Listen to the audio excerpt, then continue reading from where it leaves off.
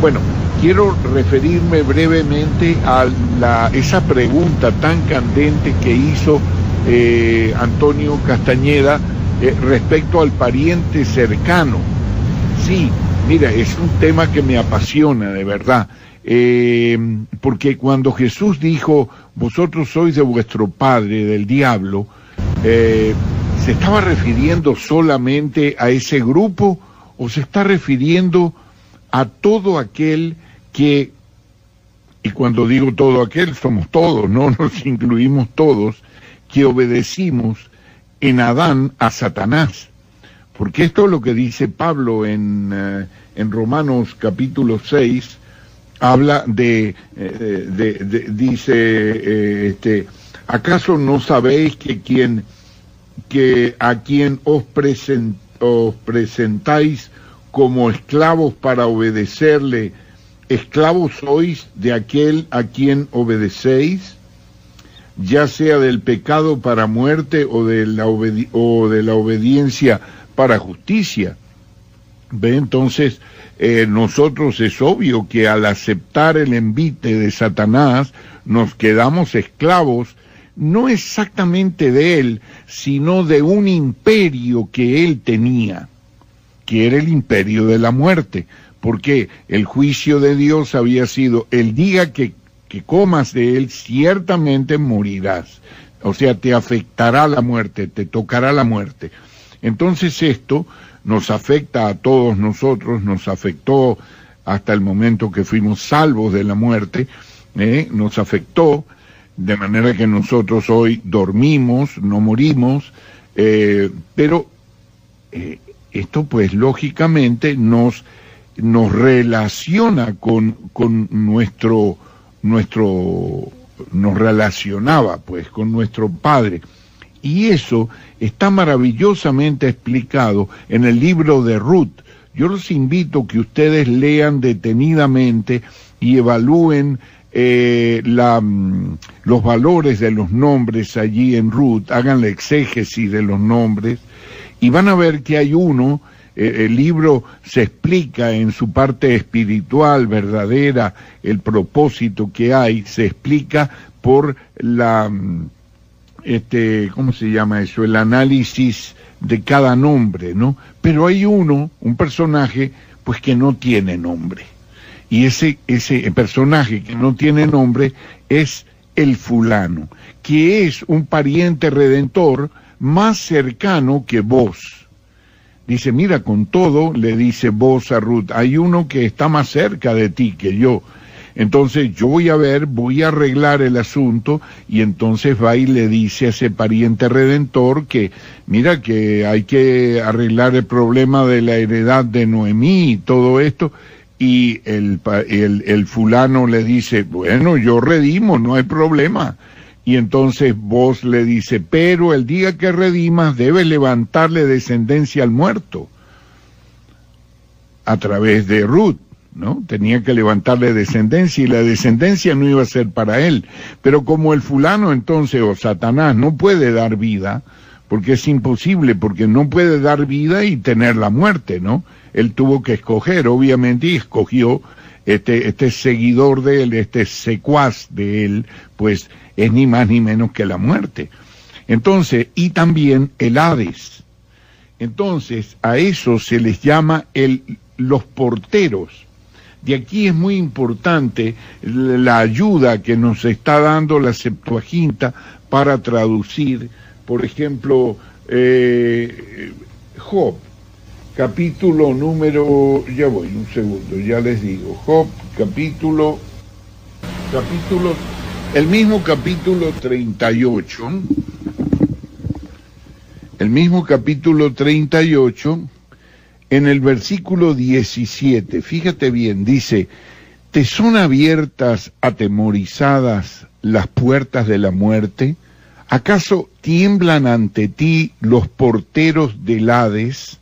Y fíjate que esta palabra portero es reveladora, porque resulta ser que a ese es el portero que se refiere Jesús cuando llega digamos, al redil de las ovejas y dice, a este le abre el portero. Muchas gracias. Vamos a continuar con el espacio de preguntas y comentarios, ¿sí? En este caso tenemos a Larrauri, bien, al hermano Ariel Larrauri, que tiene una pregunta sobre otro tema. Ariel, por favor, ¿puedes abrir tu micrófono? Sí, buenas tardes, hermano. Buenas tardes, Carlos. La pregunta es la siguiente, ¿no? Es un pensamiento que trae aparejado unas preguntas. Dice, observando lo que es la iglesia, lo que son las iglesias evangélicas hoy, lo que es el movimiento protestante hoy día, me surge una pregunta. La pregunta es, ¿cuánto nos hemos alejado como cristianos del cristianismo original del primer siglo? ¿Cuánto nos hemos desviado de todo eso? ¿Cuánto hemos traído de Roma, ¿no es cierto?, hacia nuestra doctrina? Porque observando cómo se practica hoy el cristianismo en las iglesias, me han entrado un montón de dudas. Y bueno, de alguna manera quería compartirlas con ustedes, compartirlas con Carlos, para tratarlas, ¿no? Sobre todo en el aspecto que yo creo que el cristianismo, es una opinión personal, debería devolver a las raíces del mismo, al cristianismo ese del primer siglo, al cristianismo ese después del Pentecostés.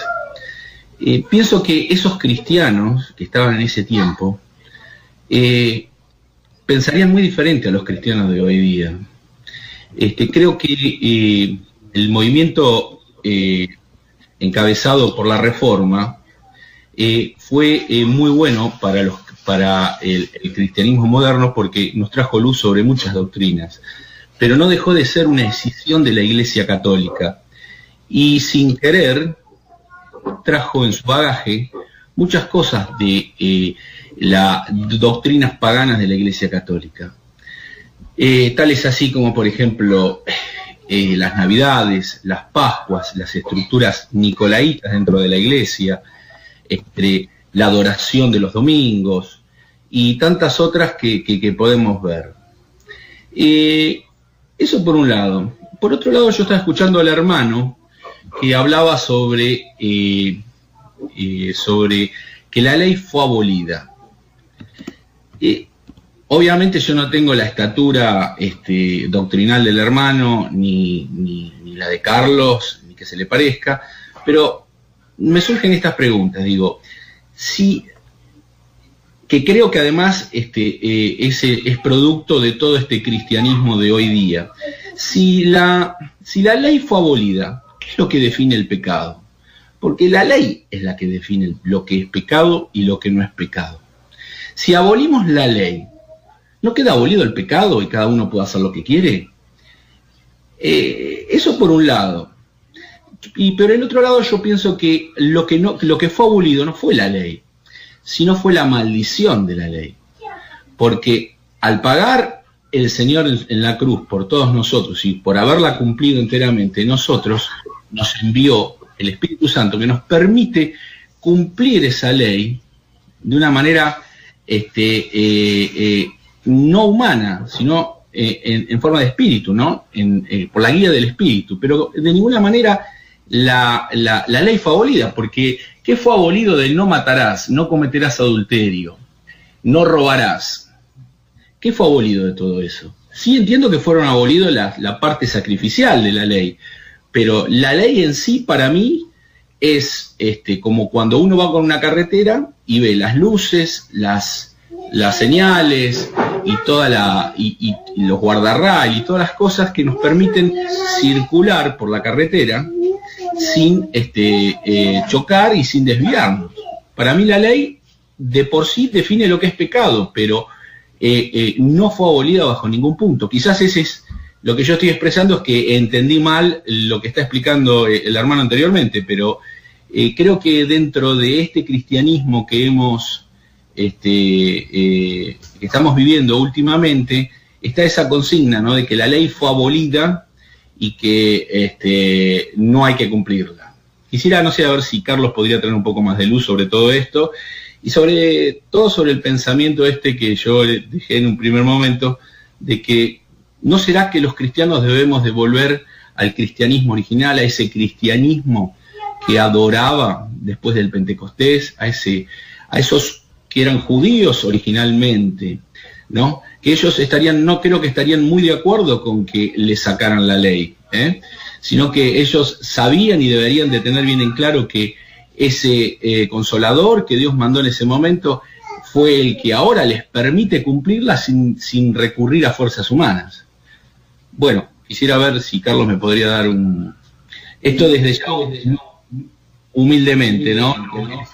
Es un pensamiento mío que lo voy con ustedes para ver qué tan errado puedo llegar. Gracias, Ariel, por tu participación. En realidad has tocado dos puntos cruciales por la vigencia que tienen de hoy, la actualidad que tienen.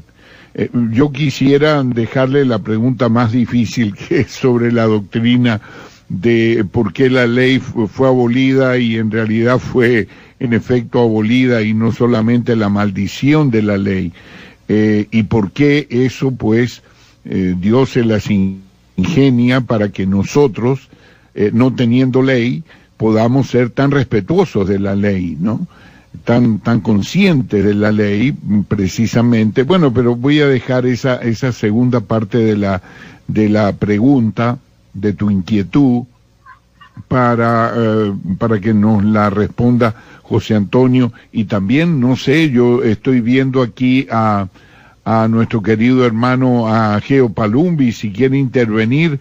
Hermano, cuando tú quieras, siéntate en libertad de tocar cualquier tema que hemos tocado, de hacer un resumen de lo que tú sientas, por favor. Es un placer para nosotros tenerte en Foro Bíblico. Bueno, entonces yo quiero referirme brevemente al asunto del regreso a la fuente, del regreso a la iglesia primitiva, porque esto es algo que me apasiona, que lo he hecho hace pocos años, y he visto unos resultados maravillosos. Primeramente es en extremo fácil hacerlo. Una cosa sí te digo, no necesitas un centavo. Eso es la primera buena noticia. No necesitas nada que preocuparte del terreno, de los permisos que el municipio no te da, que te pide un chantaje y que tú no puedes porque la conciencia. Entonces ibas al ingeniero municipal y etcétera. Y entonces la ofrenda, y hay un hermano que no entiende, y los albañiles no trabajan. Mira, hermano, todo eso, bueno, ¿por qué razón nosotros no vemos que no está en la Biblia? O sea, no dicen dónde estaban reunidos los hermanos cuando empezó la obra más grande de este universo, de este mundo, con Pablo y Bernabé.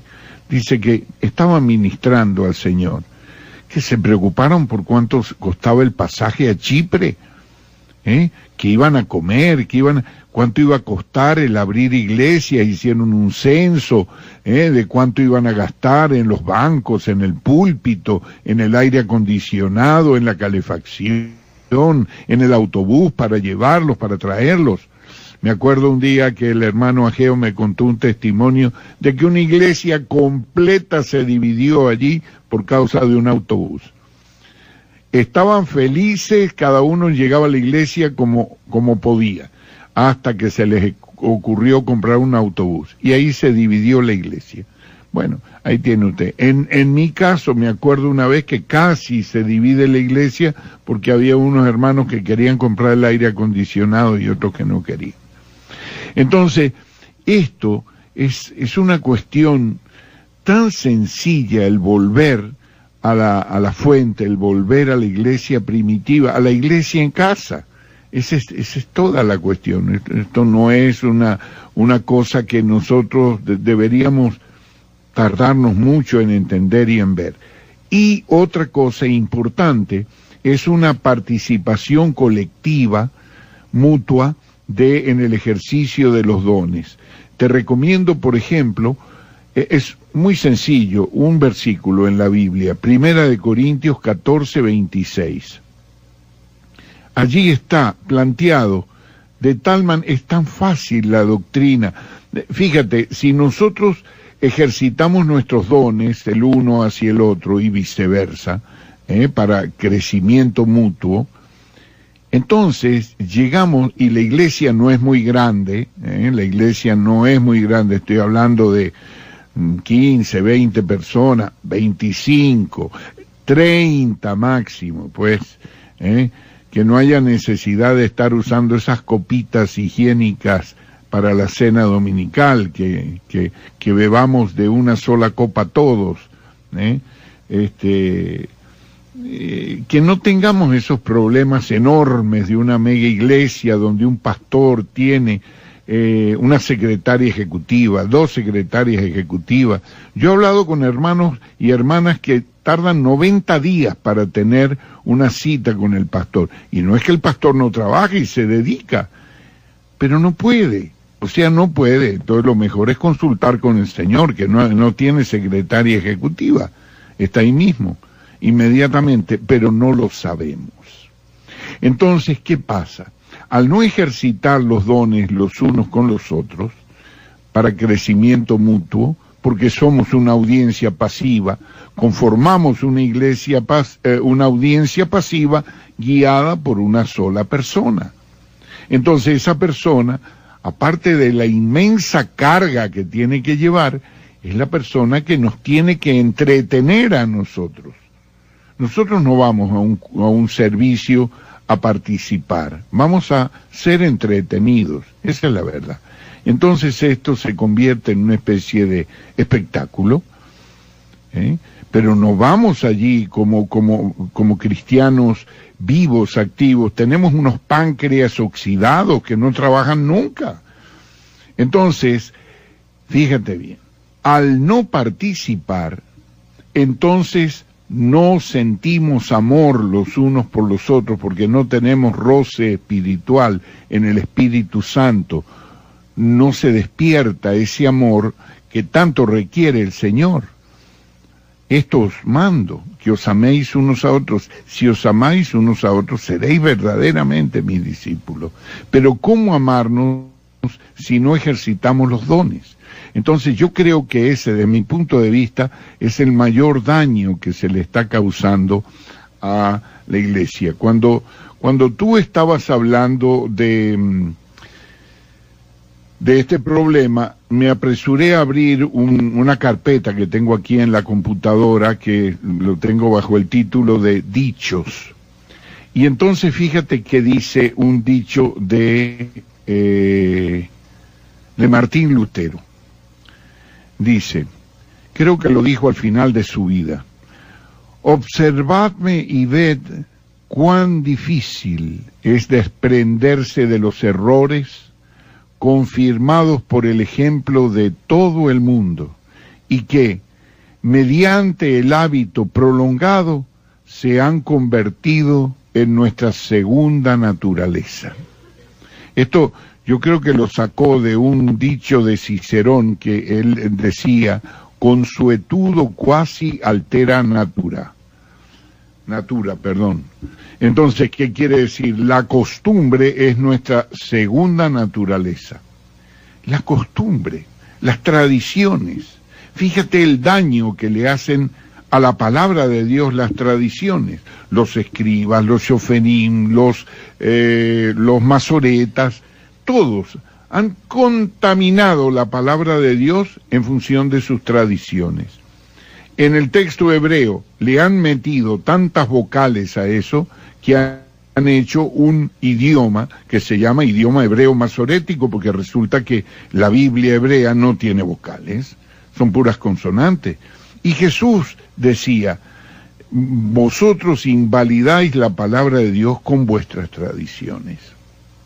Entonces, nosotros, mira, el otro día me puse a hacer una lista de los horrores de las herejías de la Iglesia Católica. Conté como 44, una cosa de esa. Después me puse a ver qué es lo que hacía la Iglesia protestante. Bueno, hay 40.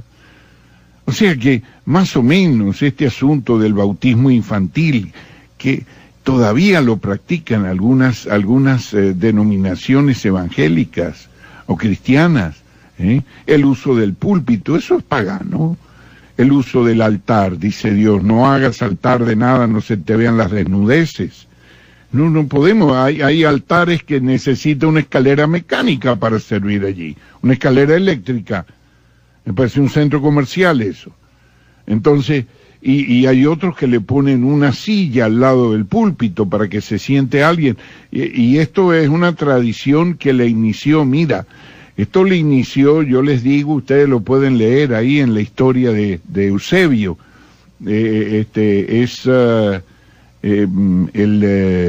Jacobo, apóstol, lo inició él, lo llamaban el trono de Jacobo, el mismo que escribió: si alguno entra en vuestra sinagoga y se sienta y decid pasad, y se sienta en la primera fila, todo eso. El mismo, él. Fíjate tú las tendencias, ¿no? A hacerse obispo. Entonces allí empezó este asunto de un solo obispo, que por cierto, seguramente José Antonio tiene una buena opinión sobre esto, información preciosa, porque él es experto en esto, del solo obispo y todo eso. Y lo que es en realidad la palabra obispo es el que cuida de los demás. Si ustedes leen allí en la Biblia textual, tercera edición, la nota 61, creo que es, vamos a ver, son dos notas que preparó el hermano José Antonio, sobre, 160 y 161. Son dos notas preciosas acerca de cuidar de los demás. Y han alterado muchas partes de la palabra.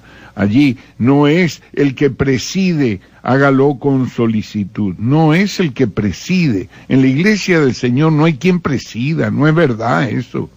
Eso es absurdo. Recordemos que el Señor dijo: oísteis que en las naciones, los que piensan que gobiernan las naciones se enseñorean de sus gobernados. Entre vosotros no será así, sino que el que quiere ser mayor, que se haga el menor.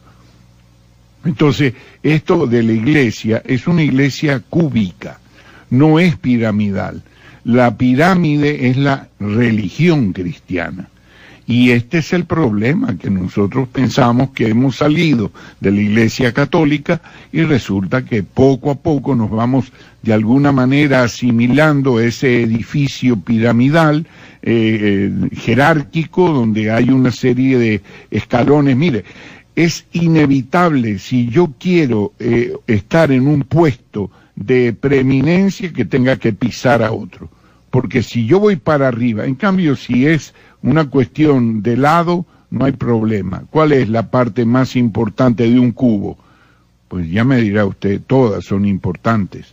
Y Pablo, ¿a quién le escribe las epístolas? A los santos, no le escribe ni a los pastores, ni a nada de eso. ¿Me comprende? Entonces, y esto lo digo yo después de 30 y pico, 40 años, o bueno, un poco menos, de haber tenido esta cuestión jerárquica, pero que no lleva a ningún lugar, que lo que lleva es al distanciamiento, hacia muchas cosas negativas. Yo no he encontrado ninguna buena. En cambio, en el asunto de reunirse en la casa con sencillez y no tratar de mandar a otro en función de lo que uno sabe. Mire, si lo que uno sabe lo ha recibido por gracia, entonces ¿para qué tienen que reverenciarlo? Hay algunas personas que no solo se llaman reverendos, se hacen llamar reverendos, sino yo he conocido gente que se hace llamar reverendísimos. Bueno, pero ¿qué será? ¿Será que nos tenemos que arrodillar? ¿Qué serán el título que tendrán? Y títulos, inventan títulos, ¿me comprende? Entonces un culto a la personalidad, y nosotros lo que tenemos que hacer es a nadie llamar líder. Así dice el Señor. La palabra es líder, no es maestro, porque los maestros están en la congregación para enseñar a los santos, para que los santos hagan la obra del ministerio. Entonces esto es una cuestión. extremadamente sencilla, que cualquiera lo puede hacer. Hay unos hermanos allí, yo conozco varios en Morelia, en Maracaibo, ¿dónde más hay? Bueno, ahora no me acuerdo, en una ciudad en Brasil, en fin, que se reúnen en las casas con éxito. Yo diría que en estos tiempos difíciles, si los hermanos no quieren entender esta verdad, hablarlo en amor y todo, pero tratar de reunirse para participar de los dones del Espíritu Santo los unos con los otros. Esa es mi opinión respecto a esto. No sé si otras opiniones, claro está, son bienvenidas, y con toda libertad pueden hacerla. Adelante, José Antonio y cualquier otro hermano que tenga una opinión, aunque sea divergente. Estamos en foro bíblico, debate con plena libertad. Adelante. Entonces, vamos a pasar a la siguiente pregunta. Foro Bíblico responde.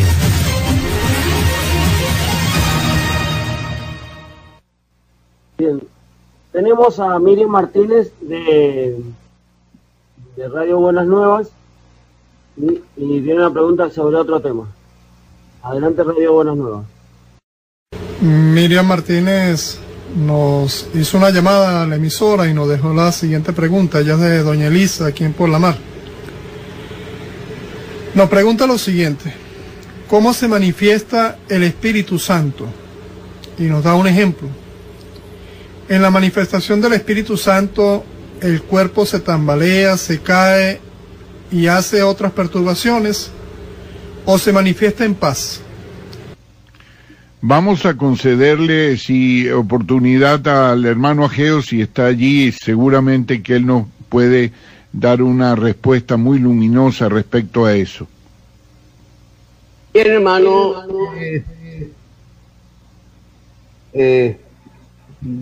voy a disertar un poco sobre este tema. Se ha venido desvirtuando mucho lo que es la manifestación del Espíritu Santo en la vida de los creyentes. Yo nací pues espiritualmente en una iglesia pentecostal. Y bueno, fui enseñado que tenía que buscar el bautismo del Espíritu Santo. En ese tiempo pues no entendía mucho de lo que era el bautismo, porque según la palabra, desde que nosotros creímos, fuimos bautizados con el Espíritu Santo de la promesa, y eso es lo que ha cambiado nuestra vida y nos ha dado la mente de Cristo para poder nosotros discernir lo que es el Espíritu en nuestra vida. Claro está que no es que cuando recibimos el Espíritu tenemos un cambio físico o mental en el momento, ¿verdad? Sino que eso es algo que el Señor nos da. Pero vemos con el tiempo cómo va creciendo el conocimiento, que es la luz de Dios a través de la mente de Cristo que nos ha sido dada. Bien, entonces pasamos a lo que se refiere a la pregunta, ¿verdad? Y es que en ese tiempo, cuando yo comencé los primeros pasos en el Evangelio, bueno, en la iglesia pues se tenía que buscar el Espíritu Santo. Y bueno, entonces yo oraba todos los martes, el Señor, bautízame, y entonces venía un hermano y decía, recibe. Bueno, pero decía yo entre mí, ¿cómo voy a recibir? El Señor es el que me tiene que dar eso, ¿verdad? Bueno, entonces pasó el tiempo en ese menester de pedir, hasta que un día fui a casa de una hermana Y le dije, hermana, pero ¿qué es lo que tengo que hacer yo? Así como en mi inocencia, pues, ¿qué es lo que tengo que hacer yo para recibir el bautismo del Espíritu Santo? Que eso se traducía o se traduce en hablar en lengua, ¿no? Bien, entonces la hermana me dijo, bueno, tiene un problema, que tiene que reconciliarte con tu novia, la que es hoy día mi esposa, ¿no? Y entonces le dije yo, pero ¿qué tiene que ver eso? Eso no tiene que ver nada. O sea que nos separamos, pero en paz, ella por su lado, yo por mi lado, pues no hay... Bueno, total que quedé con eso, ¿no? Y a la final, como por un acto de obediencia, por lo que dijo la hermana, bueno, dije yo, bueno, voy a hacer la prueba, pues. Y voy, entonces, me reconcilio con mi novia. Bueno, pasa un mes, pasa dos, y todavía no había recibido ese bautismo. Y cuando pasó un par de meses, fui otra vez donde la hermana y le dije, hermana, fui allí para decirle, hermana, realmente eso no era, ¿no? Y en ese momento estaban allí dos hermanos que se iban a ir de su casa, de casa del hermano, ¿no? Y la hermana dijo, hermano Ageo, ore usted para despedir a los hermanos. Mi hermano, yo comencé a orar y cuando comencé a orar, después de unos minutos, comencé a hablar otra lengua. Y eso me extrañó, ¿verdad? Porque hablaba y eran otras palabras, ¿no? Bien, para no alargar mucho, entonces, al día siguiente fui a la iglesia y entonces allí viene el problema. Entonces yo quería que todos supieran que había hablado en lengua. Entonces, durante el servicio me levanté y comencé a hablar en lengua, estorbando. ¿Por qué? Porque no se utiliza conforme a Dios quiere, sino lo queremos sujetar a nuestro beneficio. Y muchas cosas acontecen de la misma manera. Ahora, yendo a lo que el hermano pregunta, si eso es revolcarse en el piso y todo eso, esas son manifestaciones de la carne. ¿Ve? Recuerdo a un hermano que dijo en su testimonio que un día estaba en una iglesia y él, el predicador estaba predicando de recibir el bautismo.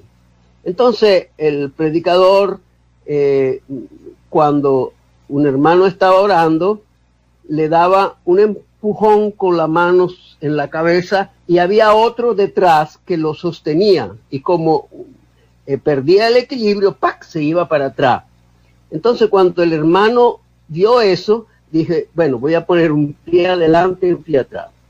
Y entonces, cuando le tocó a él y le dio un empujón así, él se resistió en caer. Bueno, ese según el hermano, pues no estaba apto para recibir el bautismo. El bautismo no se recibe así, el hablar en lengua, vamos a llamarlo así, ¿no? Eso no se recibe así. Eso es algo que Dios quizá hizo un acto de misericordia conmigo y allí pues yo hablé unas lenguas, pero esas manifestaciones de gritar, de hacer como animal, y manifestaciones carnales, eso no tiene nada que ver con la gloriosa manifestación del Espíritu en nuestra vida, que estamos esperando gloriosamente el día de nuestra manifestación, cuando nosotros seremos como Él es. Entonces, este es mi participación, y esto es mi testimonio, que las cosas de Dios son ordenadas, no hay necesidad de interrumpir un servicio, ni hay necesidad de gritar dentro de la congregación para estorbar a los demás. Además que la palabra misma nos enseña qué es lo que debemos hacer. El que quiere hablar en lengua, menos que hable con sí mismo y con Dios, ¿verdad? Para edificación de él mismo, así lo dice la palabra. Yo no es que estoy en contra de eso, pero pero sí estoy en contra de esas manifestaciones voluntarias, la llamo yo, de personas que se dejan llevar con exhibicionismo en la iglesia. No, yo pasé por eso y lo puedo decir, porque yo quería que todos supieran. ¿Cómo es eso? ¿Verdad? O sea, un creyente tiene que ser humilde, ¿no? Que tiene que dar a conocer públicamente que él es de primera categoría y los demás son de segunda categoría. No, para el Señor somos todos iguales. Además que el Señor no hace acepción de personas. Bien, entonces esperemos el día cuando seremos como Él es, como Jesucristo es, para que podamos conocer todas las cosas. Dios le bendiga. Gracias, hermano Geo, por tu participación y por tu testimonio. En verdad, con las manifestaciones desordenadas y carnales, como tú bien has dicho, y particularmente con la doctrina del bautismo, de ese nexo, bautismo del Espíritu Santo relacionado con evidencia de nuevas lenguas, se ha hecho no poco daño a la Iglesia del Señor. ¿Por qué? Porque el relacionar el bautismo del Espíritu Santo, que es el bautismo verdadero, con una evidencia de lenguas que es una manifestación, entre otras manifestaciones, entre varias manifestaciones, relacionar esto con el bautismo es un error.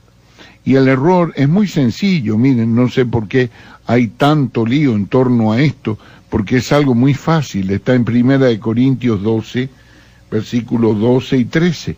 2 versículos nada más. Dice: porque así como el cuerpo es uno y tiene muchos miembros, pero todos los miembros del cuerpo, siendo muchos, son un solo cuerpo, así también Cristo. Porque por un solo espíritu fuimos todos bautizados en un solo cuerpo, sean judíos o griegos, sean esclavos o libres, y a todos se nos dio a beber un mismo espíritu. Entonces, antes, unos versículos antes, el apóstol Pablo viene hablando de que el espíritu da manifiesta para provecho mutuo, porque a uno por el espíritu le es dada palabra de sabiduría, a otro palabra de conocimiento, según el mismo espíritu, a otro fe por el mismo espíritu, a otro dones de sanidades por el único espíritu, a otro operaciones milagrosas, a otro profecía, a otro discernimiento de espíritu, a otro distintas lenguas, a otro interpretación de lenguas. ¿Ve? Esto es como el páncreas el corazón o los pulmones. Cada órgano tiene su función, y uno de esos es el hablar en lenguas. Entonces, cuando uno relaciona el bautismo del Espíritu Santo que le es dado a todo creyente en el momento de creer, y está esperando como una segunda experiencia, una cuestión, buscad el bautismo del Espíritu Santo. ¿Pero qué bautismo? Si el bautismo del Espíritu Santo se recibe cuando uno cree. Y como nos explicó Ageo, pues el Espíritu Santo inmediatamente no, pero poco a poco va manifestando en unos una cosa, en otros otra, en otros otra, en otros lenguas. Entonces, fíjense aquí un poquito más, dice, ¿hablan todos lenguas? Dice, ¿son todos apóstoles? ¿Acaso todos profetas, todos maestros? ¿Todos hacen milagros? ¿Tienen todos dones de sanidad? ¿Hablan todos en lenguas? ¿Interpretan todos? Anhelad, pues, los mejores dones, pero yo muestro un camino más excelente, que es el amor. Bueno, entonces, dicho esto, nosotros tenemos que pensar que el que cree en Cristo, por un mismo espíritu, ha sido bautizado en un cuerpo. Y esto es el cuerpo de Cristo. Y a todos se nos dio a beber un mismo espíritu. No de un mismo espíritu, como si fuera una energía. No. A todos se nos dio a beber un mismo espíritu. La persona del Espíritu Santo. Y Él, la tercera persona, Él manifiesta en el creyente como Él quiere. De manera que son manifestaciones antes de dones. Entonces, para provecho. Entonces, esto es más o menos, junto con el testimonio de nuestro hermano Geo, redondear la idea para no caer, porque nos podemos hacer mucho daño con esto, inclusive ponerse a inventar lenguas y cosas de esas, porque piensa que uno no tiene algo, que le falta algo. No es así, no te falta nada. Es que el Espíritu Santo no ha manifestado ese don en ti y ciertamente puede manifestar otro. Tenemos un problema con el hermano Ariel, que no se le contestó por completo la pregunta y quiere tener ocasión para repreguntar, por favor. Quería agregarle algo al tema. Sí, cómo no, adelante, Ageo, adelante. Bueno, quería agregarle dos cositas. Una, que nosotros tenemos en la palabra 9 dones del Espíritu. Y hay dones que son realmente eficaces para que puedan los no creyentes ver el poder de Dios en medio de nosotros. Por lo menos el de sanidad y el de milagro y otros dones pues especiales. Pero todo recae sobre la lengua, porque eso no se puede contradecir en este sentido. Fíjese que en una oportunidad le llevaron al Señor un paralítico y entonces él le dijo con sabiduría, para que pudieran ver la diferencia, le dijo, bueno, tus pecados te son perdonados. Entonces la multitud puede decir, bueno, pero ¿quién puede perdonar pecados si no solo Dios? Bueno, entonces para que vean, entonces el Señor le dijo al paralítico, bueno, levántate y anda. ¿Ves? Entonces, allí pues se manifiesta que él tenía poder para perdonar los pecados. Y también para decirle al paralítico, levántate y anda. Bien, entonces, con esto me quiero referir que, ¿por qué redondean las cosas entre la profecía y el hablar en lengua? Porque esos son los dos puntos fuertes. ¿Dónde están los otros 7 dones? ¿Por qué no se manifiestan los otros 7 dones? Ah, porque los otros 7 dones hay que probarlo, así como probó el Señor cuando le dijo al paralítico, levántate y anda. Pero ¿quién puede probar una lengua? Nadie puede probar una lengua si no hay un intérprete. Por eso que el apóstol dice que hay interpretación de lengua. Recuerdo hace, como 20 años atrás, vinieron 2 hermanas de Puerto Rico, aquí en Puerto Ordaz, y entonces predicaron que había que recibir el Espíritu Santo el hablar en lengua. Entonces, 4, 5, 6 jovencitos, todos fueron para allá y todos hablaron en lengua. Porque es muy fácil decir cualquier cosa. Y entonces, recibí el hablar en lengua. Y últimamente, como punto final, había una persona que se había descubierto que había adulterado. Entonces, esa persona, hablando conmigo después de tanto hablar y sobre eso y tratar de corregir y todo, entonces dice, pero hermano, yo hablo en lengua. O sea, como un justificativo que hablar en lengua, eso era como decir, llegar al non plus ultra, y no importa los pecados. Pero bueno, son cosas que, detalles que pasan en la vida diaria y que nosotros conocemos, que no tienen una idea de lo que es la santidad, de lo que es el amor a Dios, de no ofenderlo y todo eso.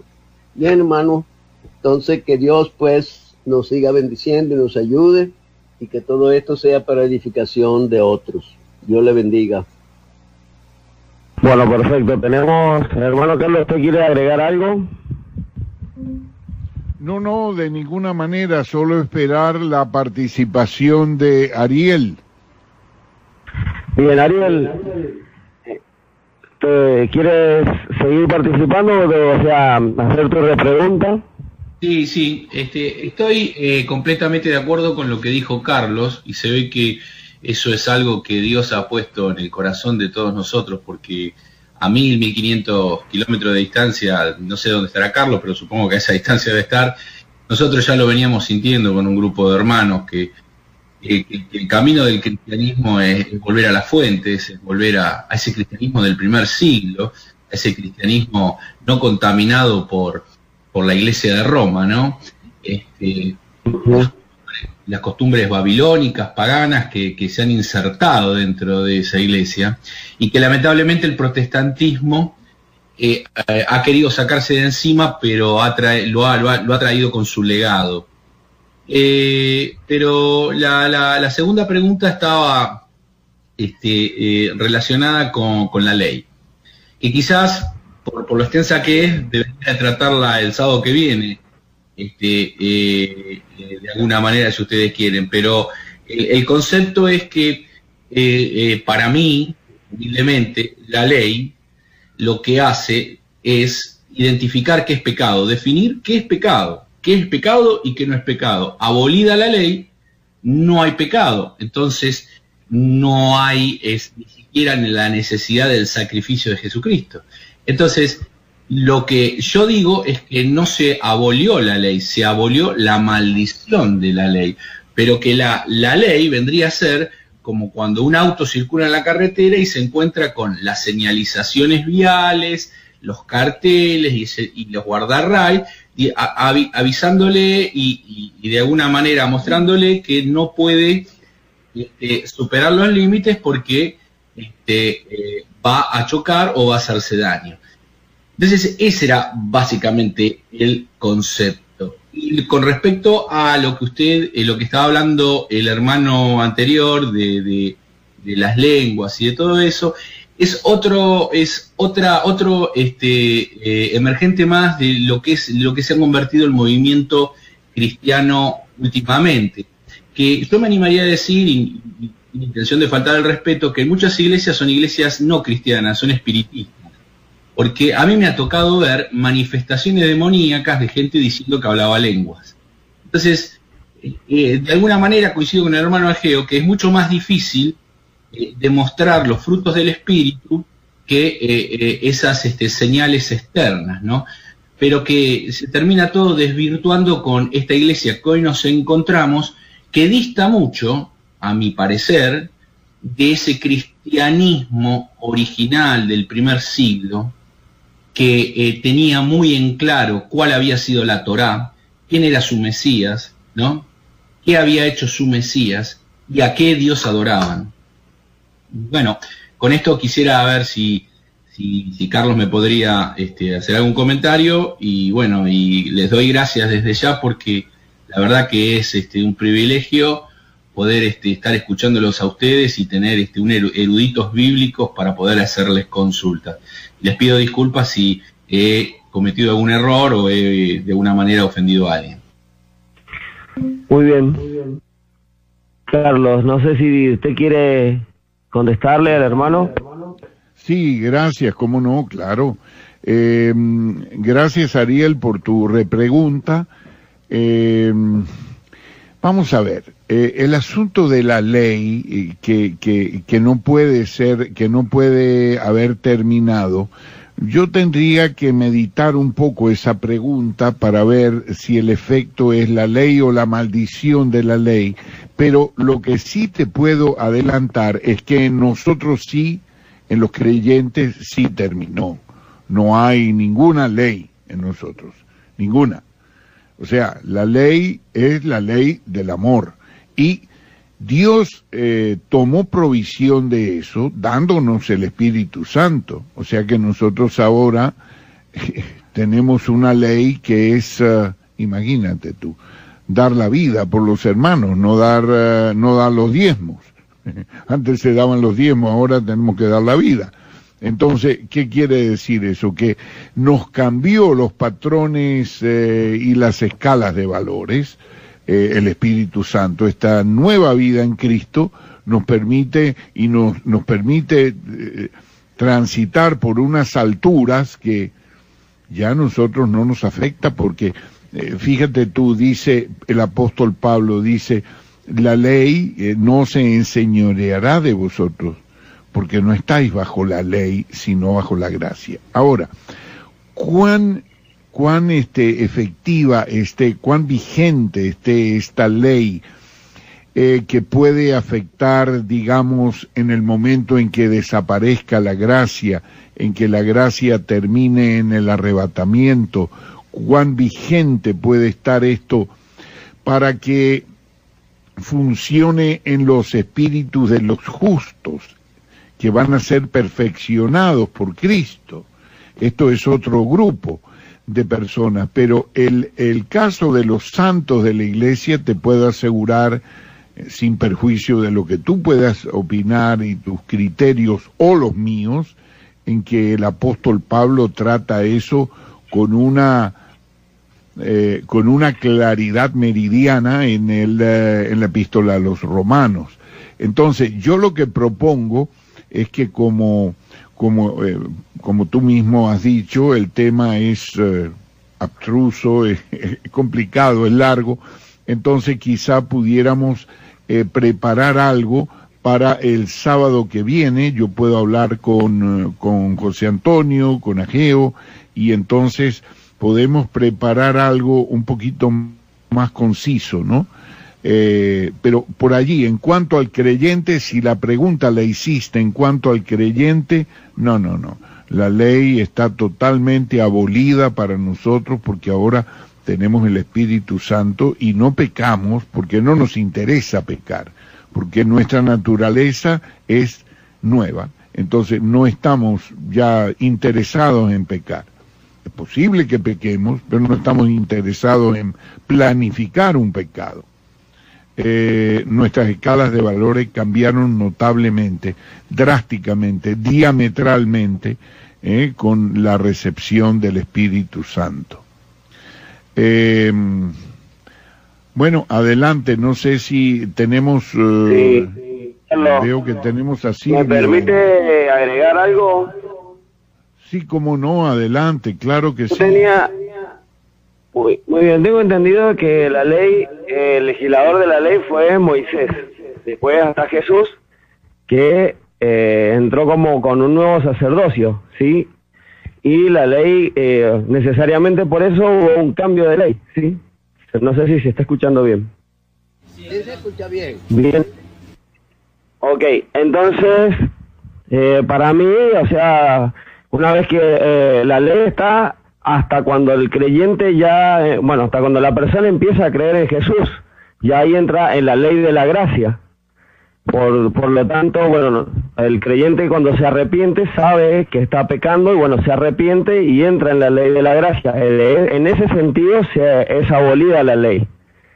Sí, eso es lo que más o menos quería cerrar y lo que yo interpreto. Si me equivoco, por favor, corrígenme. No, hermano, está perfectamente, pero fíjese bien, dice la palabra que nosotros tenemos la ley en nuestros corazones.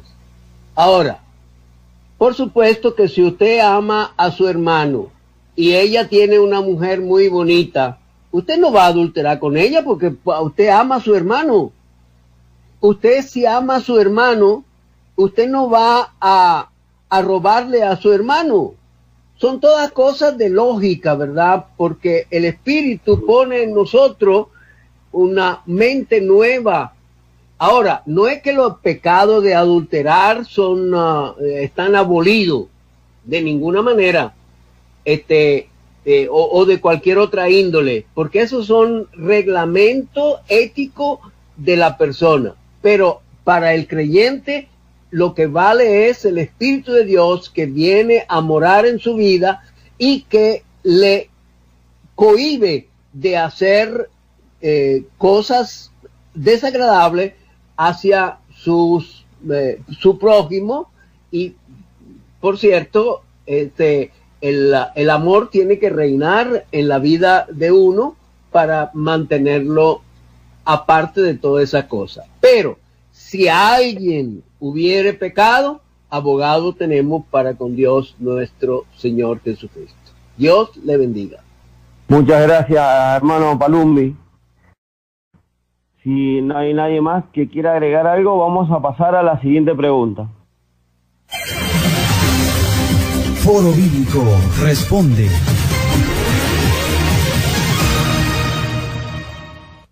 Adelante, Radio Buenas Nuevas, con la pregunta. Una pregunta del foro pasado nos la hizo Manuel Cadenas, del Cercado, aquí en la isla de Margarita, por mensaje de texto.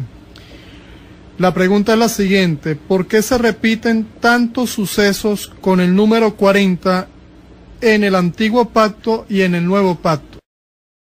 Les voy a compartir en el estudio sobre numeración bíblica de la Sociedad Bíblica Iberoamericana la parte del número 40. Estuve, mientras tú hacías la pregunta, buscándola aquí en los archivos, y entonces dice así, les leo. Este número, el 40, ha sido universalmente reconocido como un número importante, tanto por lo que narra como por su frecuencia y por la uniformidad de su asociación con períodos de prueba, juicios o castigos. No es como el caso del número 9, que representa el castigo de los enemigos, sino la reprensión y disciplina que Dios imparte a sus hijos o a su pueblo. Tenemos así varios períodos que surgen en la superficie del texto, que son: 1. Los 40 años de Israel en el desierto. 2, los 40 años de Otoniel, Barak y Gedeón. 3, los 40 años de David, Salomón, Jeroboam II y Joás. 4, los 40 años de prueba bajo los filisteos en el tiempo de Elí y bajo el rey Saúl. 5, los 40 años que esperó Moisés en Egipto. Y 6, los 40 años que esperó en Madián. 7, los 40 años que esperó Israel desde la crucifixión hasta la destrucción de Jerusalén y del templo. Hay igualmente 8 grandes períodos en los que el número 40 aflora en el texto sagrado. 40 días estuvo Moisés en el monte Sinaí. 40 días volvió a estar Moisés ante Dios. 40 días estuvieron los espías en Canaán. 40 días estuvo Elías en Horeb. 40 días Jonás predicó en Nínive. 40 días Ezequiel estuvo acostado. 40 días duró el ayuno de Jesús y 40 días estuvo con sus discípulos después de ser resucitado. Este recuento, ¿sí? Este recuento pues nos lleva a la conclusión de que es utilizado como un número de prueba para el pueblo de Dios, para sus hijos y para sus hijos. Esto es lo que podemos decir respecto al 40.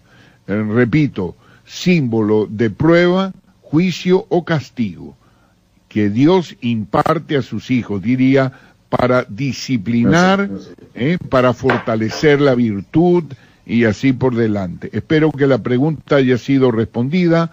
Si alguien tiene alguna cuestión adicional, con mucho gusto puede hacerlo, y me gustaría ampliar un poquito la respuesta a la inquietud de Alejandro, si es posible. Gracias. Sí, adelante, Carlos.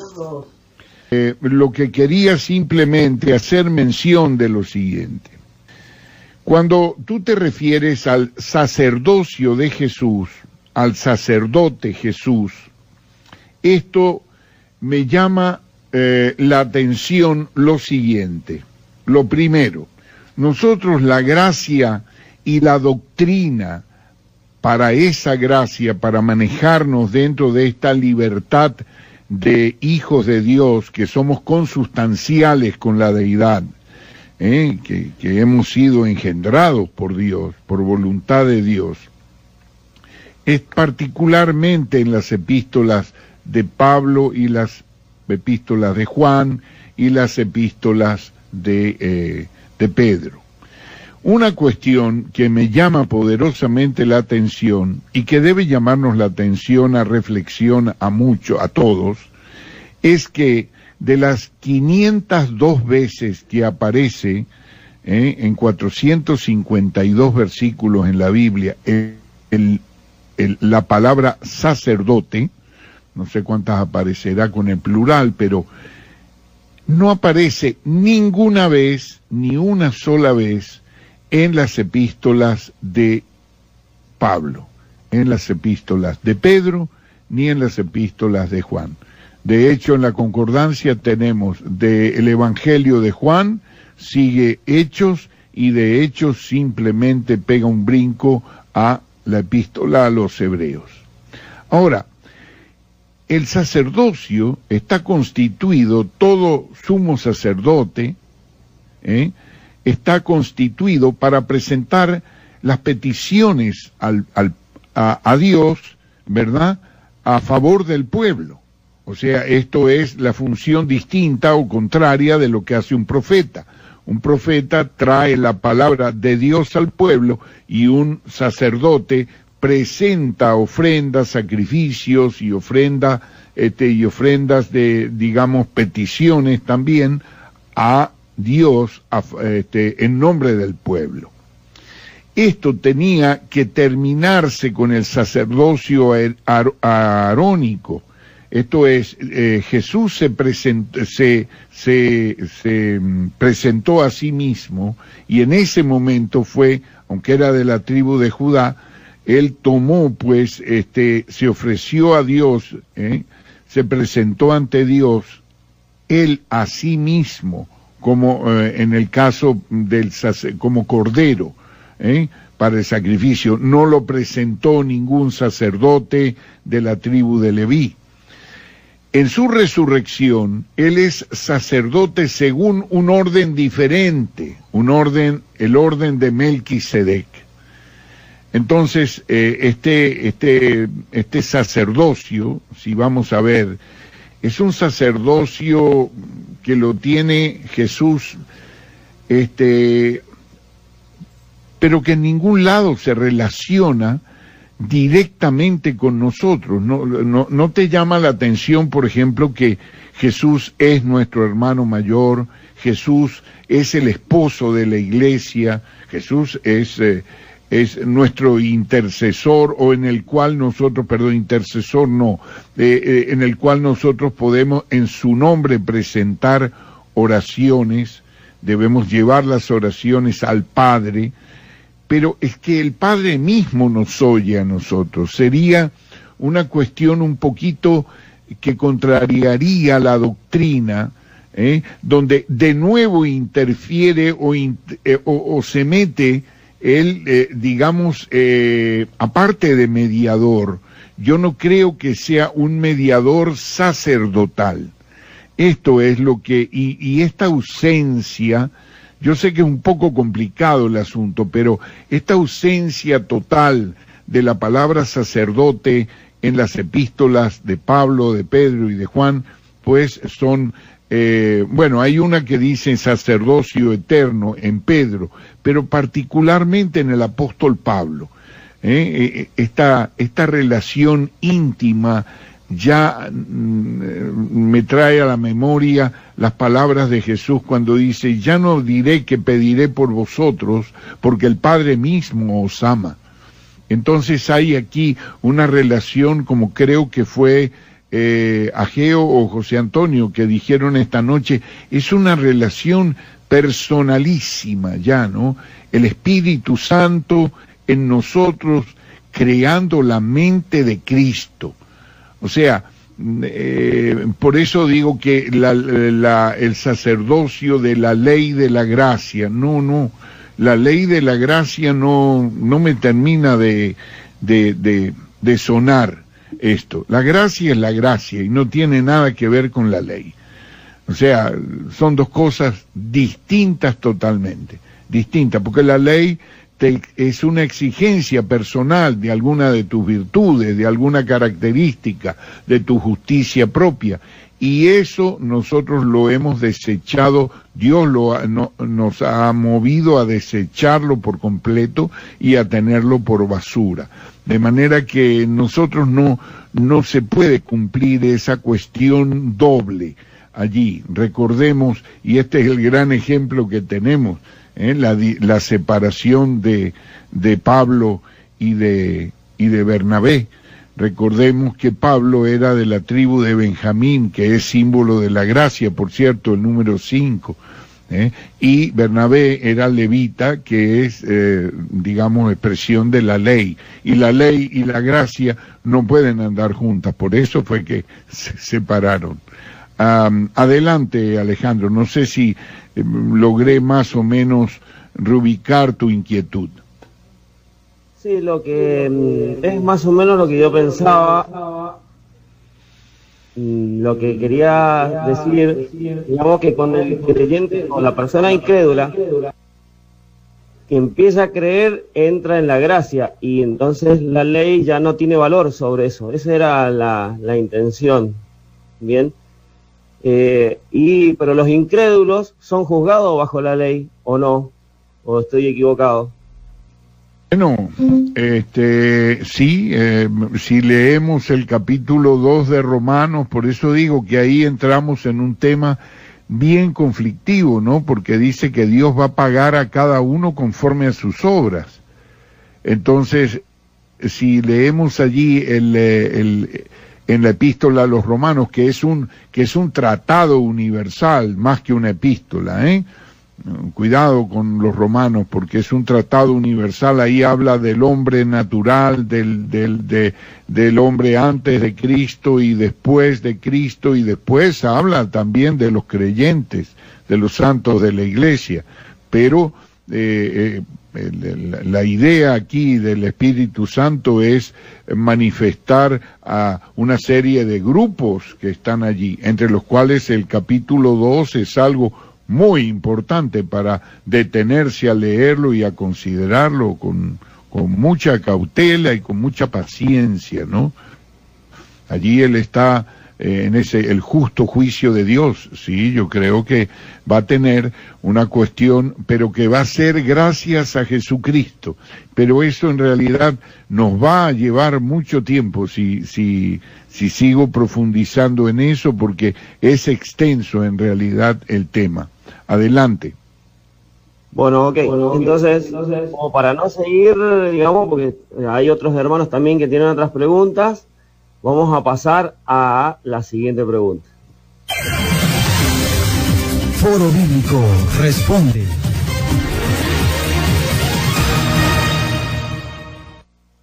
Bien, tenemos a Antonia Reinaga desde el chat de Sociedad Bíblica Iberoamericana. Tiene una pregunta sobre otro tema. Dice que en los últimos foros se ha hablado mucho sobre ángeles y me ha dejado una inquietud. ¿Qué significa 1 Corintios 11:10 cuando habla del uso del velo de las mujeres? Por favor, aclárenme, hermano Carlos, dice acá Antonieta. Muchas gracias, Antonieta, por tu inquietud. Bueno, en efecto, el mandamiento ahí es claro, es algo, ¿cómo te puedo decir? Que no te deja escapar hacia una propuesta de una tradición histórica que se usaba en aquel tiempo, y que las mujeres, que eran esto, que eran lo otro. Ahí te dice, debe tener autoridad sobre su cabeza por causa de los ángeles. Y esto convierte el mandamiento en una cuestión fuera del tiempo, porque en los tiempos de la iglesia de Corintio existían los mismos ángeles que existen hoy.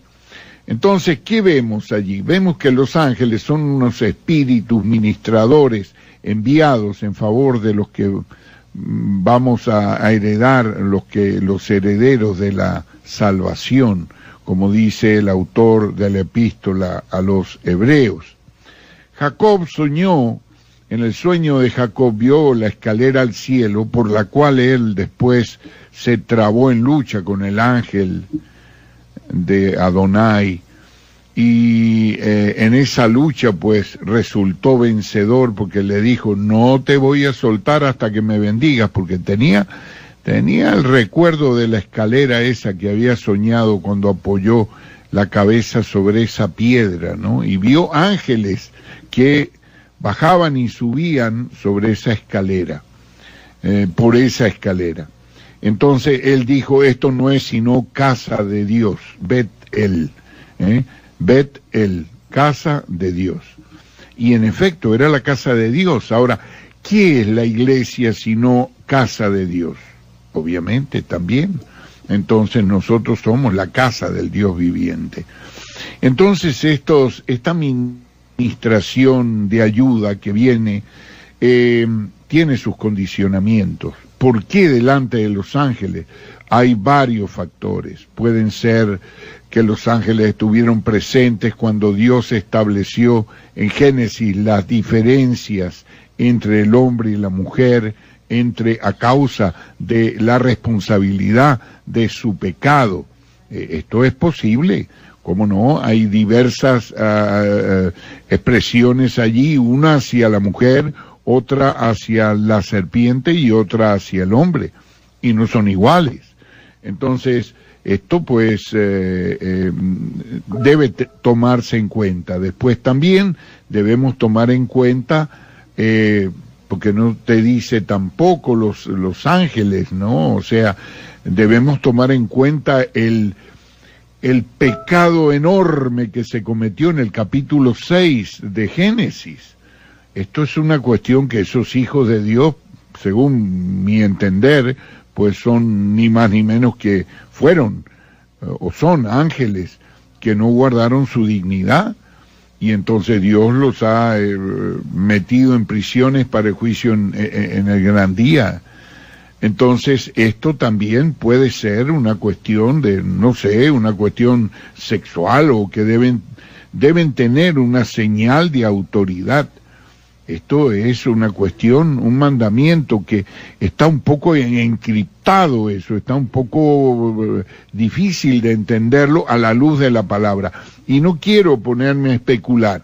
Yo creo que es un mandamiento para ser obedecido y punto, eso es todo, más nada. Cuando ora o profetiza, que se cubra, porque si no se cubre es lo mismo que si hubiera tuzado o rapado, pues, y estos son las personas, no las prostitutas, sino las adúlteras, que hacían, sucedía eso en aquel tiempo. Y lo hemos visto esto con personas, pues, que en la Segunda Guerra Mundial ha habido casos, mucho, lo hemos visto nosotros en películas y en documentales, de mujeres que fueron, pues, tuzadas para vergüenza, por confraternizar con el enemigo, con el opresor, con la gente, con los hombres, pues, que estaban allí ocupando ese país. Entonces esto, pues, puede tener una relación de la clase de pecado. Entonces yo creo que para orar y profetizar una cuestión tan sencilla como esta de cubrirse la cabeza, pues, no sé, no debería resultar un mandamiento tan pesado. Adelante. Enrique, adelante con tu comentario. Hermano, muchas gracias. Bueno, no solamente era respecto, pero no me quiero adelantar, después por eso bajé ya la banderita, no me quería adelantar, ya que el hermano Carlos ofreció para el próximo sábado dar una mayor explicación acerca de si somos redimidos de la maldición de la ley, o si realmente estamos fuera de la ley. Solamente como un breve anticipo, por decirlo así, ya que la palabra se revela a sí misma, recomiendo ir leyendo un poco Génesis 26:5, en cuanto aclara que dice, por ejemplo, o textualmente, perdón, lo leo, dice: por cuanto Abraham oyó mi voz y guardó mi precepto, mis mandamientos, mis estatutos y mis leyes. Y recordemos que está hablando de Abraham, y la ley fue dada después a Moisés en el Sinaí. Entonces, como un anticipo nada más para ir pensándolo un poco, a qué mandamientos, estatutos y leyes se refiere Génesis 26:5, puesto que Abraham no los había recibido. Eso era todo, era un comentario simplemente para añadir un poco a la pregunta muy buena del hermano y dejar la expectativa para el siguiente sábado. Muchas gracias. Bien, vamos a seguir con la siguiente pregunta.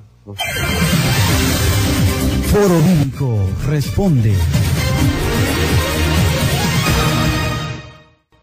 Bien, tenemos a Silvio Matus. Silvio, tiene una pregunta de otro tema. Por favor, adelante con tu pregunta, Silvio. Buenas noches, hermanos. Muchas gracias a todos por escuchar y por el aguante de aquellas personas que, aún siendo tarde en su país, siguen participando de esto, especialmente el hermano Carlos. Primero, un comentario justamente a partir de esto último que dijo Enrique y lo que se estuvo diciendo anteriormente. Creo que uno de los ejercicios de lecturas importantes que tenemos que hacer los creyentes es saber cuándo en el nuevo pacto se está hablando de ley con minúscula o ley general, por decirle de alguna forma, y cuándo se está hablando de la ley de Moisés. En particular, respecto de la ley de Moisés en las Escrituras, y hasta donde tengo entendido, es una unidad indivisible. Es un conjunto de 613 preceptos dados a la nación de Israel. De manera de que hablar de ley sin hablar de Israel es por lo menos peligroso o arriesgado. En ese sentido, por ejemplo, es importante también diferenciar que la ley de Cristo, la ley de Jesús, superó a la ley de Moisés en varios aspectos. El aspecto que a mí más me conmovió es cuando, por ejemplo, si a alguien se le pregunta, ¿es válido hoy el mandamiento amarás a tu prójimo como a ti mismo?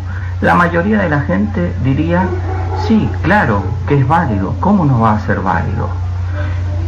Pero si uno es estricto y ve la ley de Cristo conforme se manifiesta en el nuevo pacto, Él sustituyó este mandamiento de la ley de Moisés por un mandamiento nuevo donde dicen, amen como yo los amé, dice Cristo.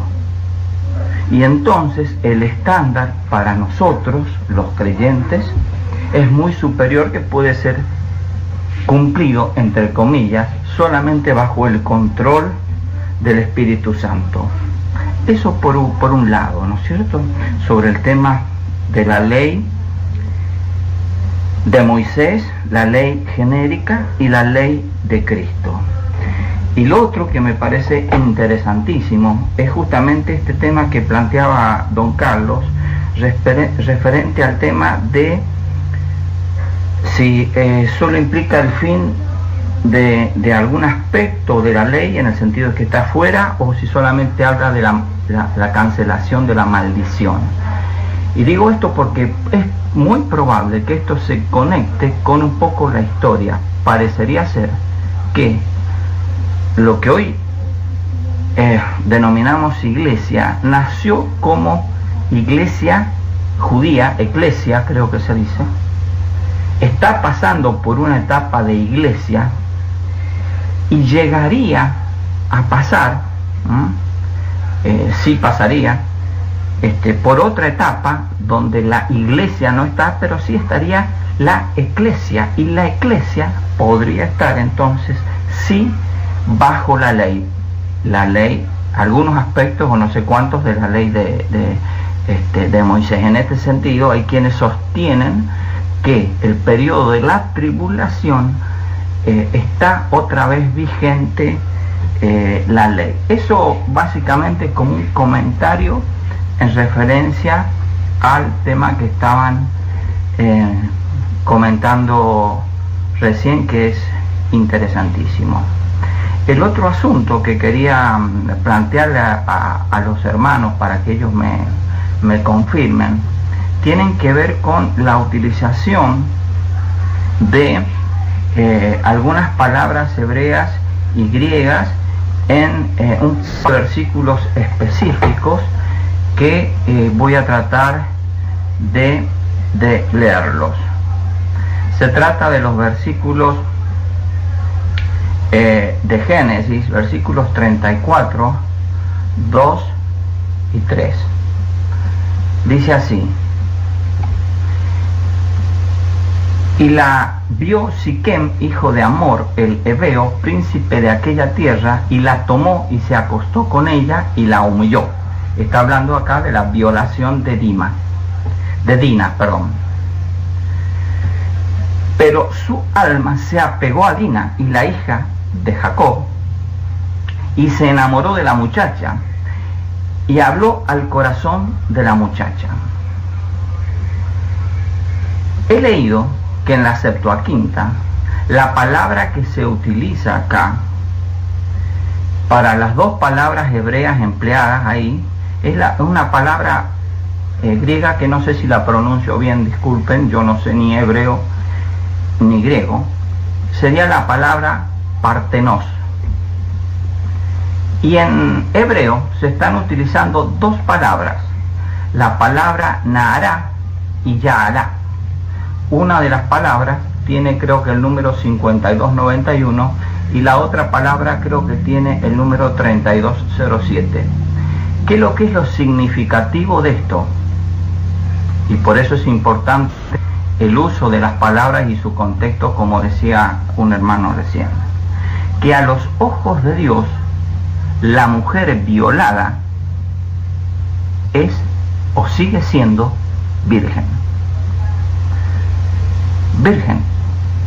Eso para mí es algo, si es así, es algo extraordinario, porque hasta donde yo sé, nadie habría utilizado esto de manera adecuada para la restauración de tantas mujeres violadas y hombres violados.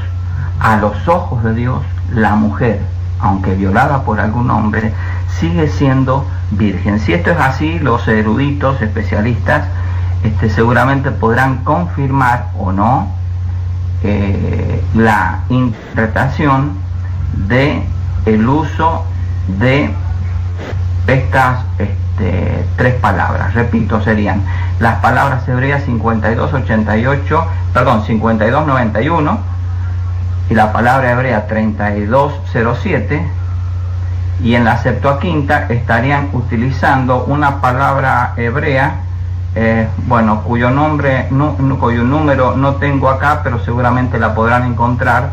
Es la palabra, sí, aquí la tengo, es la palabra griega número 3933, repito, 3933, pardensenos, de la concordancia. Muchas gracias, y si esto queda para otro foro no hay problema, hermanos, yo comprendo el esfuerzo que ustedes están haciendo, nada más. Muy interesante, Silvio, gracias por tu participación y, por cierto, interesante. Ahora el asunto es ver si está antes o después, cómo se relaciona eso, ¿no? Sería mucho pedirte que si por favor me puedes enviar un pequeño correo con esto, no con la explicación, sino simplemente con todos los números de concordancia Strong y todo esto para ver si podemos solucionarlo. Yo lo voy a consultar con José Antonio, con mucho gusto. Sí, señor, y la próxima semana pudiéramos tener una respuesta para esto. Quién sabe, a lo mejor una modificación a la traducción y tal. Con mucho gusto, si puedes ponerme el correo. Te comparto también que recibí el correo tuyo respecto al problema de El Salvador, y estamos haciendo todas las gestiones ahora para contactar a tu recomendado. Muchas gracias, Silvio. Bendiciones. Hermano Carlos, sí, en minutos le envío el correo con los números de Strong. Muchas gracias. Adelante con la próxima pregunta. Anderson Zapata nos dejó una pregunta vía mensaje de texto. Él es de Cumaná, desde el foro 18, y nos hace la siguiente pregunta: ¿soy pecador porque peco o peco porque soy pecador? Esta es la pregunta que nos dejó Anderson Zapata. Gracias por la pregunta, Anderson. Es una cuestión de naturaleza.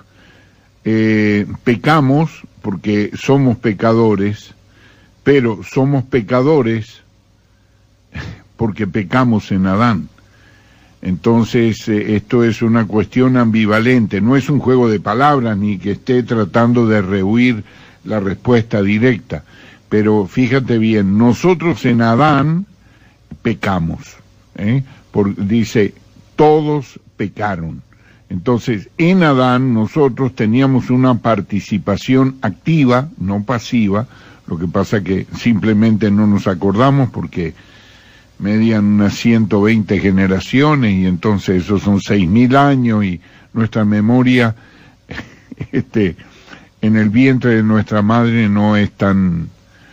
Pero en realidad la Biblia nos dice que nosotros pecamos, y por eso, participando del pecado de nuestros padres, pues estamos susceptibles a muerte, de manera tal de que un niño, ¿cuál es el pecado personal que ha hecho? Ninguno.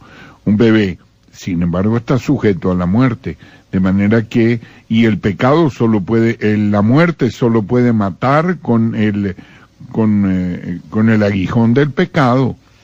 Entonces, esto lógicamente me estoy refiriendo al hombre natural, ¿no? Ahora, el hombre natural, entonces, como tiene la naturaleza pecaminosa que le sobrevino por haber pecado, entonces peca porque tiene esa naturaleza pecaminosa. Por ejemplo, el caso de Caín. El caso de Caín no se hubiera presentado jamás si Adán y Eva no hubieran pecado. Pero juntamente con el pecado de Adán y de Eva, pues estaba presente el pecado de Caín, y entonces por haber tenido esa naturaleza pecaminosa, asesinó a su hermano. O sea, todo el que hace pecado, esclavo es del pecado. Y eso es una cuestión natural nuestra. Por eso es que cuando nacemos de nuevo y nos es concedido el perdón de los pecados, ya esa naturaleza, aunque está presente en nuestra vida, no funciona con tanta libertad ni nos tiene sujetos en esclavitud. De allí la afirmación del apóstol Pablo que dice: el pecado no se enseñoreará de vosotros porque no estáis bajo la ley, sino bajo la gracia. De manera que, bueno, eso es más o menos lo que puedo contestarte. La pregunta es muy concisa y la respuesta no debería extenderse más. Muchas gracias. Correcto, pasaremos a la siguiente pregunta. Foro Bíblico Responde.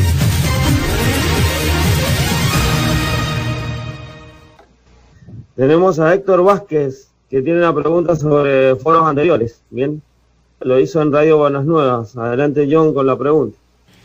Héctor Vázquez nos dejó por vía mensaje de texto la siguiente pregunta: si hay una sola Biblia, entonces ¿por qué existen miles de religiones? Gracias por tu inquietud. Existen miles de religiones porque, en primer lugar, mira bien, alguien dijo con mucha sabiduría, no sé si fue Mao Zedong, el dirigente chino, dijo: las religiones son el opio de los pueblos. O sea que tú lo pones a una persona, lo vuelves religioso y lo vuelves totalmente neutro en cualquier cosa de una participación activa y tal en cuestiones de esta vida. Entonces, el religioso se ve alejado de la verdadera fe. Yo no diría de la verdadera fe, sino de la fe. Y nosotros tenemos que pensar que en la Biblia, y esto está relacionado directamente con la pregunta que tú hiciste, porque en la Biblia no hay miles de veces que está la palabra religión. De hecho, la palabra religión está registrada en la Biblia 3 veces, y esas 3 veces se refiere en forma peyorativa. Quiere decir, a ver si recuerdo, si alguno se cree religioso y no se acuerda de los pobres y tal, o está envanecido, dice: la religión del tal es vana. La religión pura y sin mácula delante de Dios es guardarse sin mancha del mundo y visitar a los huérfanos y a los pobres en sus tribulaciones y a las viudas. Eso es todo. Entonces, Dios no es un Dios religioso. La Biblia no es un libro de religión. La religión es una astucia satánica que logró entrar en el corazón del hombre para lograr, mediante esa nutrición de la deidad, mediante esa sinergia que nutre, que acaricia la deidad, que se preocupa por la deidad, obtener beneficios personales. Pero la fe es al revés, actúa inversamente. La fe es una bendición de Dios hacia el hombre. Es un cuidado del Espíritu de Dios hacia el creyente. Entonces, una asistencia, no es que necesita ser cuidada la deidad. como dice Pablo a los atenienses, ¿verdad? Les dice, nosotros no servimos una deidad que necesite ser protegida ni nada de eso. Entonces, la religión es algo, valga esta respuesta, la religión es algo opuesto a la Biblia. El que quiere tener una relación personal con Dios a través de su Hijo Jesucristo en el Espíritu Santo, tiene que entender que quienes mataron a Cristo fueron los religiosos, y quienes los entregaron, y quienes detractan más de su nombre hoy día son los religiosos.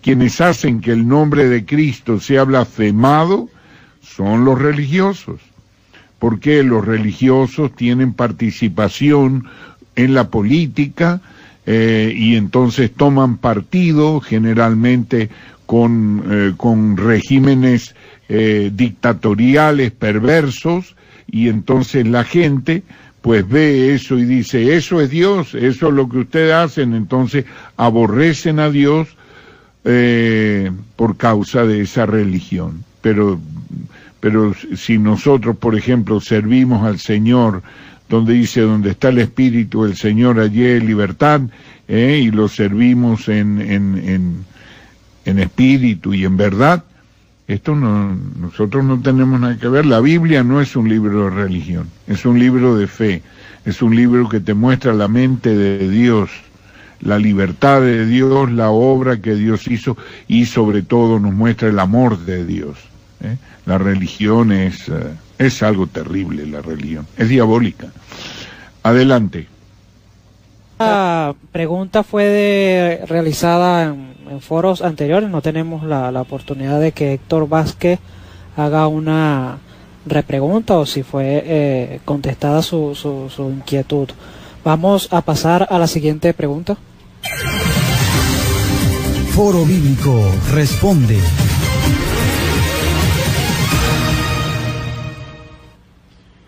Juan Carlos Márquez, de Cumaná, Estado Sucre, nos hace la siguiente pregunta.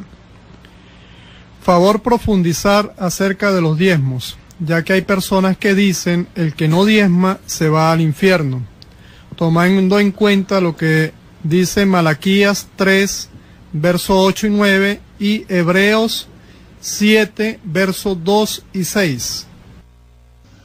Perdonen que pregunte, pero es Gonzalo Márquez, el ingeniero hidráulico. Juan Carlos Márquez, de Cumaná. Juan Márquez. Ah, perdón, creí que era Gonzalo. Tú sabes que yo conozco mucha gente por allí, por Oriente. Juan Carlos, bendiciones, gracias por tu pregunta.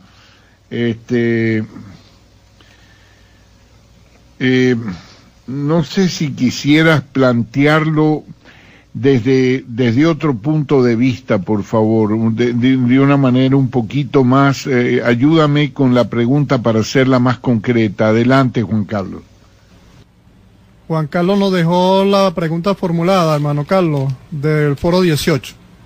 Entonces, tomando en cuenta lo que dice Malaquías 8:9, permítame leérselo.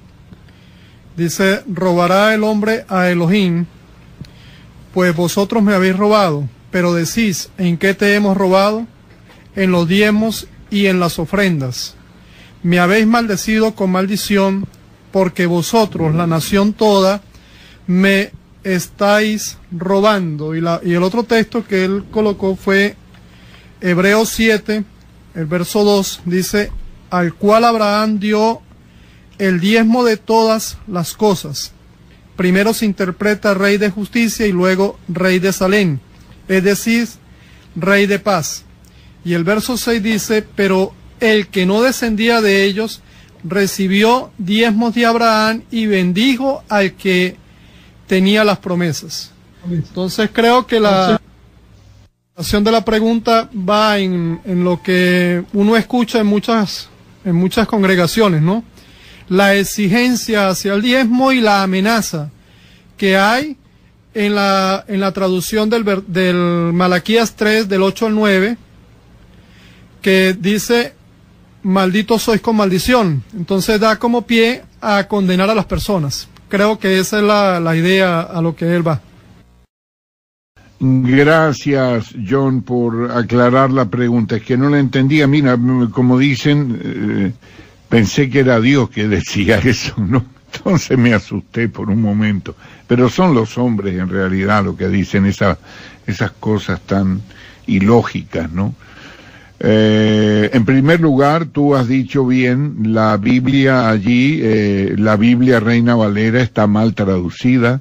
Y el texto hebreo está mal hecho porque han cambiado eso, no está mal traducida. Al seguir el texto hebreo con la variante de los soferim, en vez de usar la voz pasiva, han usado la voz activa, malditos sois con maldición, cuando en realidad el texto dice, me habéis maldecido con maldición.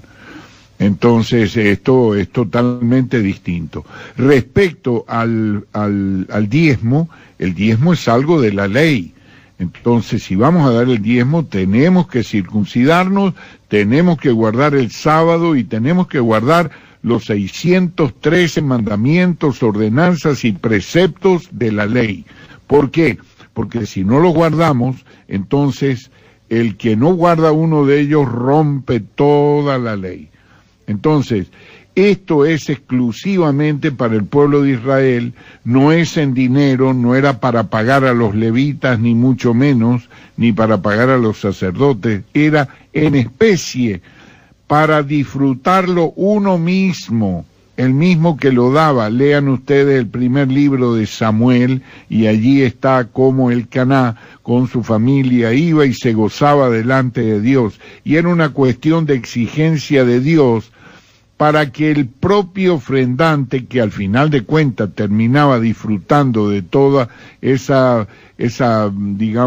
bendición económica que había recibido de Dios, que se manifestaba en ganado o en grano o en trigo o distintos granos, era para los terratenientes, era para personas que no eran para asalariados, no eran para los pastores que iban cuidando un rebaño y que ninguna ovejita era de ellos, lógicamente. Entonces era una cuestión que tenían que dar en una especie de impuesto que pagaban también una vez cada 3 años para que no faltaran pan en el alfolí para los levitas, para los huérfanos, para las viudas y para los extranjeros. Entonces allí, cuando iban y estaba el alfolí vacío, el granero vacío que estaba al lado del templo, entonces maldecían el nombre de Dios. Entonces, esto es una cuestión de una vida dentro de una autoridad, teocrática, donde Dios mandaba allí esto, pero no tiene nada que ver con la iglesia del Señor, pero nada que ver. Eso es una cuestión que están haciendo antibíblica totalmente, y yo recomiendo fuertemente que se los llame al orden a esas personas que simplemente vayan a trabajar, mire, y se ganen los sueldos para poder subsistir. Eso es todo. Y no podemos estar diciendo esas cosas del diezmo cuando se sabe que es del antiguo pacto y no afecta a la iglesia del Señor. Mire, la ofrenda de la iglesia es cada semana, en secreto. Dios ama al dador alegre, y entonces lo que tenemos que recordar es eso, hacer una ofrenda alegre y poner aparte según Dios haya prosperado. Si Dios no te ha prosperado, entonces no puedes poner nada aparte, y eso es para ofrendar, porque el cristiano debe acostumbrarse a ofrendar. Ahora, otra cosa es dónde darlo. Eso es distinto, no es usted venga y siembre aquí, siembre en esta estación de radio, siembre en esta cadena de televisión o siembre en esta iglesia. No. Yo siembro donde el Espíritu Santo me dice que siembre. Y mucho menos con cuestiones de amenaza, que se va al infierno. ¿Qué es eso? Tienen que arrepentirse y cerrar la boca. Cristo nos libertó de la maldición, hecho por nosotros maldición en la cruz, y fue al infierno por nosotros. ¿Quién es esta persona que dice que se va al infierno el que no diezma. Pero si el diezmo es del antiguo pacto y Cristo nos libertó de la maldición del infierno y de la muerte, entonces esto pues tiene que tener temor de Dios. Los que andan amenazando con ese dedo amenazador desde ese púlpito pagano, recordemos que el púlpito es un instrumento pagano. Es una cuestión que utilizaban los griegos para hacer sus obras, sus declamaciones y sus obras de teatro.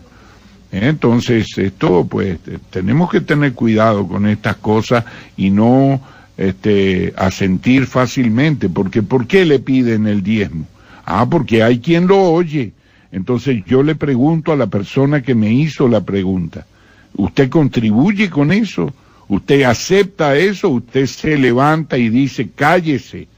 ¿Qué está haciendo usted? ¿Cuál es su participación? Ya no quiero hablar más en función de la persona que lo dice, sino aquel que lo acepta. Aquel que lo acepta. ¿Por qué hay que aceptarlo? Me dirijo a los que aceptan estas cuestiones, porque si ustedes no las aceptaran, no existirían. Si no las aceptáramos, no existirían. Mire, se quedará solo ahí apuntando con el dedo a donde él quiera.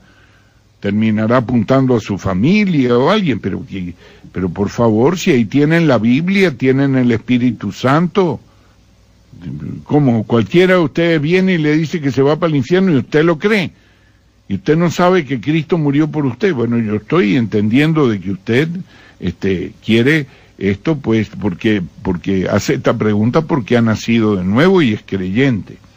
Entonces, si tiene algún problema adicional, escríbame, cfushan@labiblia.org y con mucho gusto le contestaré otros detalles. Muchas gracias. Y bueno, yo creo que ya hemos llegado al fin, hasta el próximo sábado, el número 21, donde, bueno, estaremos hablando de temas tan interesantes como el de hoy. Muchas gracias, bendiciones y hasta la próxima. Gracias, Carlos. A pesar de que son 6 horas de estudios de la palabra de Dios, a algunos nos quedan todavía muchas preguntas y nos quedan con más ganas de aprender, pero ya está bien entrada la hora allá en España y sabemos que para que tengamos más conferencias tenemos que guardarnos también un poco de la salud para poder tener estas ricas enseñanzas de parte de Dios. Entonces damos gracias a nuestro buen Dios en el nombre de Jesús el Mesías por esta hermosa jornada, por todo lo que pudimos aprender hoy, y le pedimos que nos siga abriendo el entendimiento para que en nosotros crezca cada día el celo por la fidelidad de su palabra, y para que podamos, como Él nos exhorta en el versículo 3 de la epístola de Judas, dice, contender ardientemente por la fe una vez dada a los santos. Y sepamos discernir lo que encubiertamente se ha infiltrado y está siendo mal enseñado. Está en la epístola de Judas. De esta forma entonces damos por concluido esta 20ª sesión de Foro Bíblico, invitándoles a participar nuevamente el próximo sábado, que es próximo sábado 15 de noviembre a la misma hora. A todos los participantes, Dios les continúe bendiciendo, a las salas y a todos los que nos están escuchando. Les invito para que al finalizar el promo que vamos a poner puedan abrir sus cámaras y dar el saludo de despedida para poder compartir ese momento muy especial. Bendiciones. Y así concluye esta sesión del Foro Bíblico.